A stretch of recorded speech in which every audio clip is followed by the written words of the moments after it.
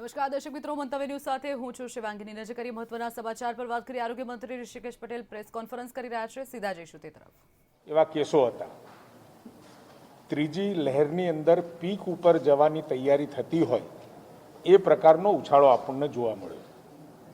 એવા સમયની અંદર ઓછામાં ઓછા લોકોને ઓક્સિજનની જરૂર પડે, ક્રિટિકલ કેરની જરૂર પડે, એની સરકારે ચિંતા કરવી એ જરૂરી છે અને કરી પણ છે. પરંતુ સાથે સાથે પ્રજાને પણ એસઓપી ગાઈડલાઇન્સ શું કરવું શું ના કરવું આ બધી બાબતો સરકાર દ્વારા નિષ્ણાતોના મત પ્રમાણે એ મૂકવામાં આવતી હોય છે. ગુજરાત સરકારે પણ આ એસઓપી એ પ્રજા સમક્ષ મૂકી છે અને એનું પાલન કરવાની જવાબદારી સરકારની લોકોની છે.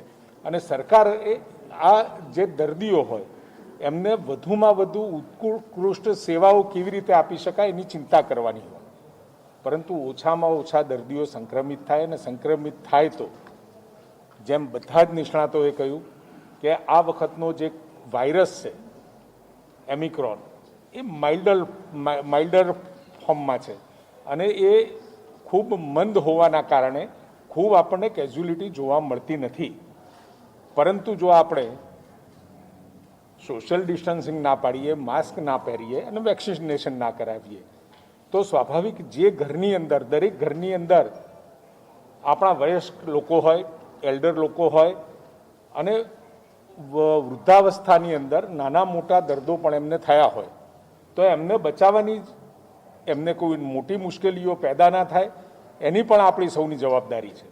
અને એના માટે દરેક ઘરની અંદર, પ્રત્યેક સમાજ, શેરી, મોહલ્લાની અંદર ટોળા ભેગા ના થાય, બિનજરૂરી બેસી રહેવાનું ના થાય, પોતે પોતાની આર્થિક ગતિવિધિ કર્યા પછી પોતાના ઘરે રહે એ ખૂબ જરૂરી છે. અને એના માટે લગ્ન પ્રસંગ હોય, સોશિયલ ગેધરિંગ હોય કે પછી કોઈ પણ પ્રકારના જે ગેધરિંગ છે અને એમાં પણ સંખ્યાનું જે રિસ્ટ્રિક્શન મૂક્યું છે એ અચૂક આપણે પાડીએ. માસ્ક લગભગ પહેરવાની અપીલ સરકાર દ્વારા થાય છે, નિષ્ણાતો દ્વારા થાય છે અને સોશિયલ જે સામાજિક આગેવાનો દ્વારા પણ વારંવાર આ બધી વસ્તુ પાડી અને ગુજરાતને બહાર લાવવા માટેની અપીલો થતી હોય છે. પરંતુ આપના થકી આ વિષય અને વાત લોકો સુધી પહોંચે, સરકારે જે રિસ્ટ્રિક્શન મૂક્યા છે, જે એસઓપી આપી છે એનું પાલન આપણે જાતે કરવું પડશે. પ્રજાના સહયોગની એમાં ખૂબ જ આવશ્યકતા છે. માસ્ક માટે દંડકીય અને શિક્ષાત્મક કાર્યવાહી, ગેધરિંગ માટેની શિક્ષાત્મક અને દંડકીય કાર્યવાહી ન કરવી પડે એવું વાતાવરણ સર્જવાની જવાબદારી પણ આપના માધ્યમથી હું ગુજરાતની પ્રજા સુધી પહોંચાડવા માગું છું, જેથી કરી ગુજરાતની પ્રજાને બચાવવાની, ગુજરાતીઓને બચાવવા માટેની આ વખતે વેક્સિનેશનના કારણે ખૂબ સારી એવી આપણી પાસે તક પણ છે. ત્યારે મારે આપ સૌને મિત્રો દ્વારા હું નીચે સુધી દરેક ગુજરાતી પરિવાર સુધી સરકારે સખત ના થવું પડે, દંડકીય અને શિક્ષાત્મક કાર્યવાહીમાંથી લોકો બચી શકે એના માટે આ એસઓપી અને ગાઈડલાઇન્સનું પાલન કરવું એ હવે અત્યંત જરૂરી બન્યું છે. ત્યારે આ નિષ્ણાતોનો મત, ડૉક્ટરો પોતે પોતાની પ્રેક્ટિસ અને પોતાની વ્યસ્તતામાંથી પણ ગુજરાત માટે ટાસ્ક ફોર્સના સ્વરૂપે પોતાના વિચારો, પોતાના મંતવ્ય, નિષ્ણાતોના મંતવ્ય, સંશોધનો એ સરકાર સુધી પહોંચાડતા હોય છે. અને એ સરકાર સુધી પહોંચાડેલા એ મંતવ્યો એ લોકો સુધી પહોંચે એના માટે આજની આ પ્રેસ બ્રીફિંગ હતી. અને એ આપના માધ્યમથી આ વાત ગુજરાતના પ્રત્યેક કુટુંબ સુધી પહોંચે એના માટેનો આ પ્રયાસ હતો. ધન્યવાદ.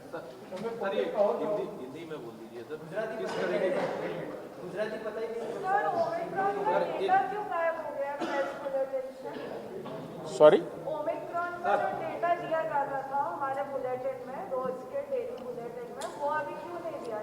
अभी बताया आपको कि अभी जितने केस आ रहे हैं करीबन 70-80% के आसपास ओमिक्रॉन की बात हो रही है.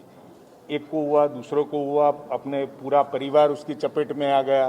मतलब इतने रैपिडली वो इतने झड़प से ओमिक्रॉन के केस बढ़ रहे हैं, और अभी हम जो ओमिक्रॉन और डेल्टा उसका डिफ्रेंशिएट नहीं करते। हमें तो सिर्फ इतना करना है कि जिसको भी कोविड के लक्षण हो तो उसको सेफली उससे बाहर निकालना है। तो मतलब 17,000 केस है, उसमें से 12,000 केस ओमिक्रॉन का है। या आप मान सकते हो।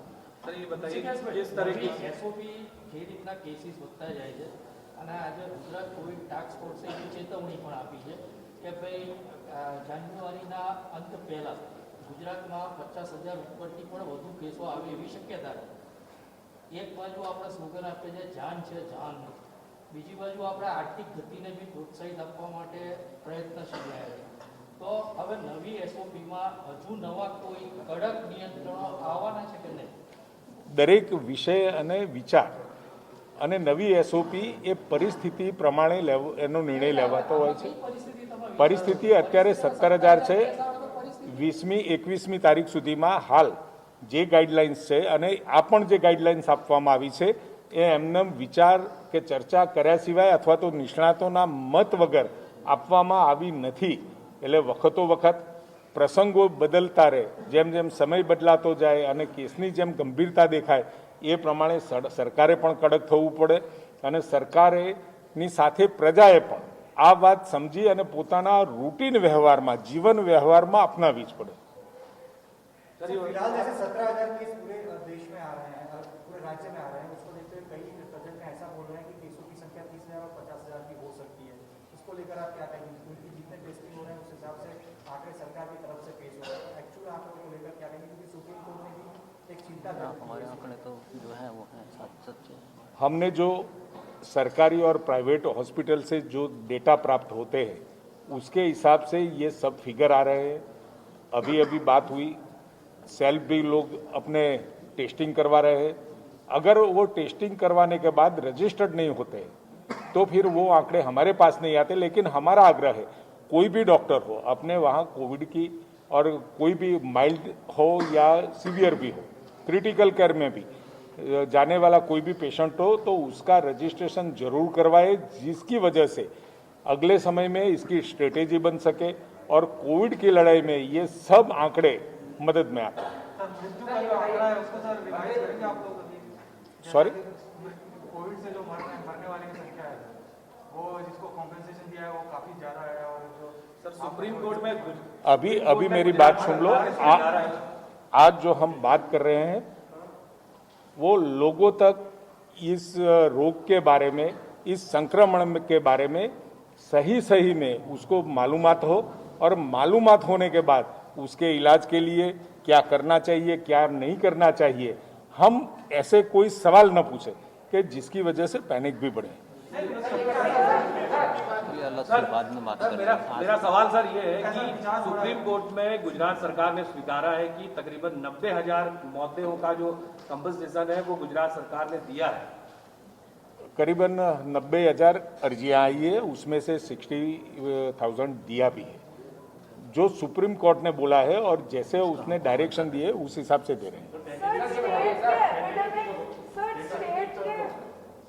आपको मेरी एक रिक्वेस्ट है रिगार्डिंग दिस संक्रमण, आप कुछ भी डॉक्टरों से पूछना चाहे और मैसेज प्रजा तक देना चाहे तो बढ़िया रहेगा।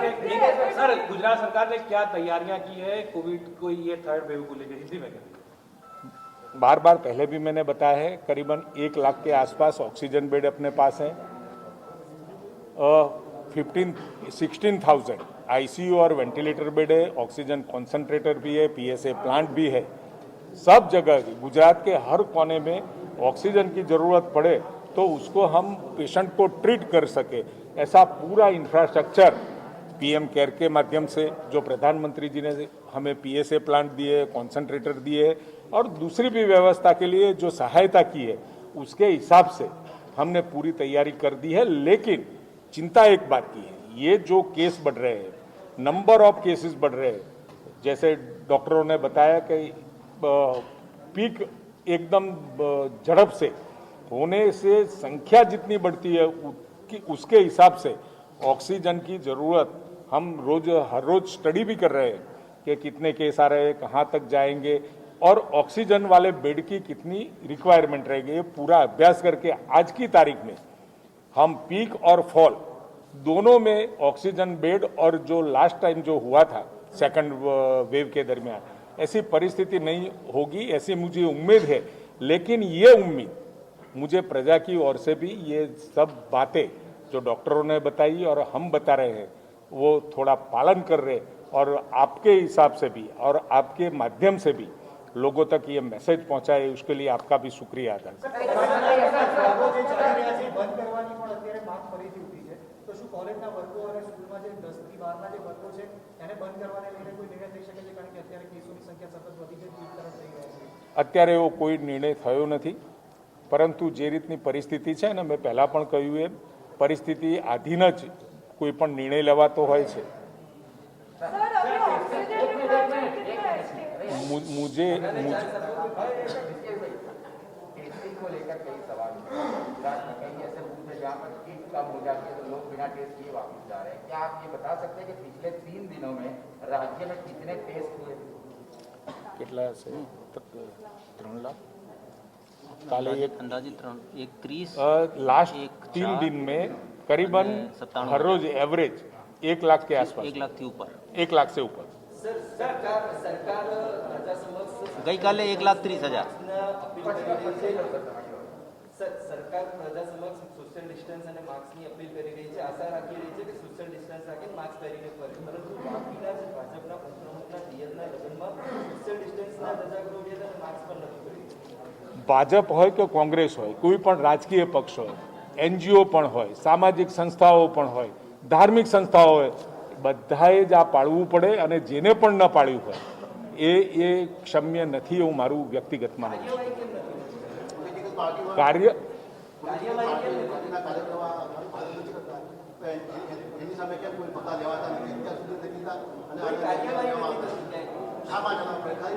સરકાર અને ગૃહ વિભાગ દ્વારા વખતો વખત સમીક્ષા કર્યા પછી એની કાર્યવાહી હમણાં તમે જોયું હોય 3 થી 4 જગ્યાએ ભારતીય જનતા પાર્ટીનો કે કોંગ્રેસનો હોય, કોઈ પણ રાજકીય પાર્ટીનો હોય, ગુજરાત અને ગુજરાતની પ્રજા એ પ્રથમ નંબરે અમારું લક્ષ્ય છે.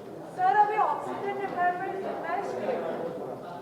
अभी ऑक्सीजन का कितना रिक्वायरमेंट जा रहा है स्टेट में? गई काले 70 मेट्रिक गई काले कितना मेट्रिक टन? अपनी जो कैपेसिटी पीएसए प्लांट और जो अलग से व्यवस्था की है ये करीबन 1500 मैट्रिक टन की है, और उसमें से यस्टरडे तक वो 70 मैट्रिक टन की खपत हुई है. थैंक यू, धन्यवाद.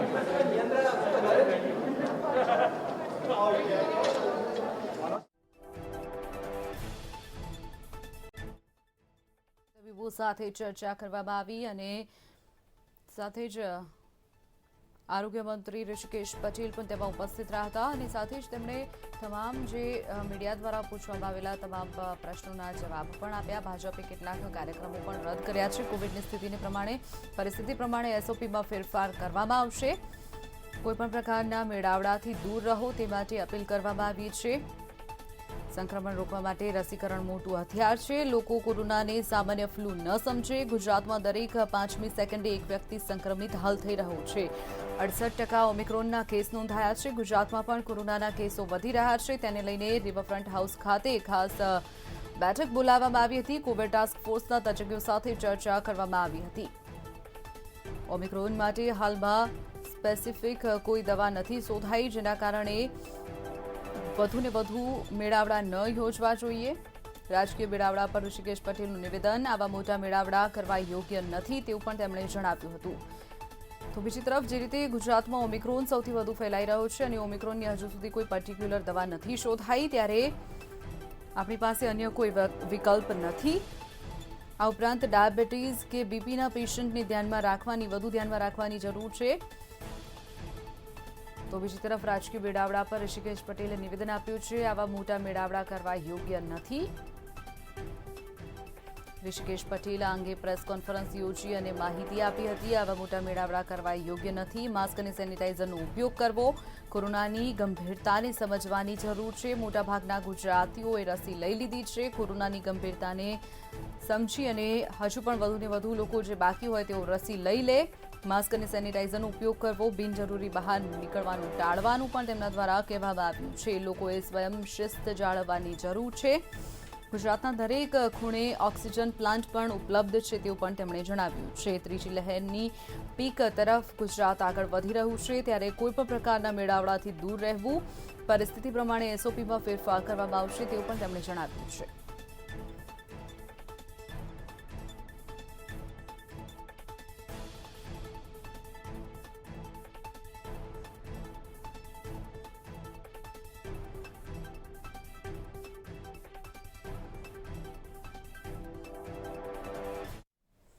આગળ વાત કરીએ વધુ એક બ્રેકિંગ ન્યૂઝ સામે રહ્યા છે રાજકોટ તરફથી. રાજકોટમાં આઈબીના ડીવાયએસપી કોરોના સંક્રમિત થયા છે.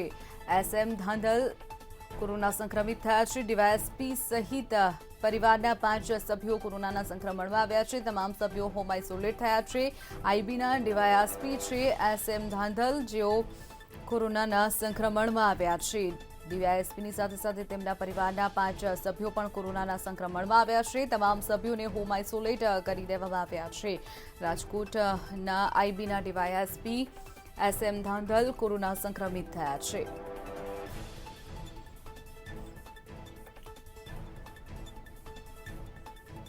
આઈબીના ડીવાયએસપી એસએમ ધાંધલ સહિત તેમના પરિવારના 5 સભ્યો કોરોનાના સંક્રમણમાં, જેના કારણે તમામ સભ્યો હોમ આઇસોલેટ થયા છે.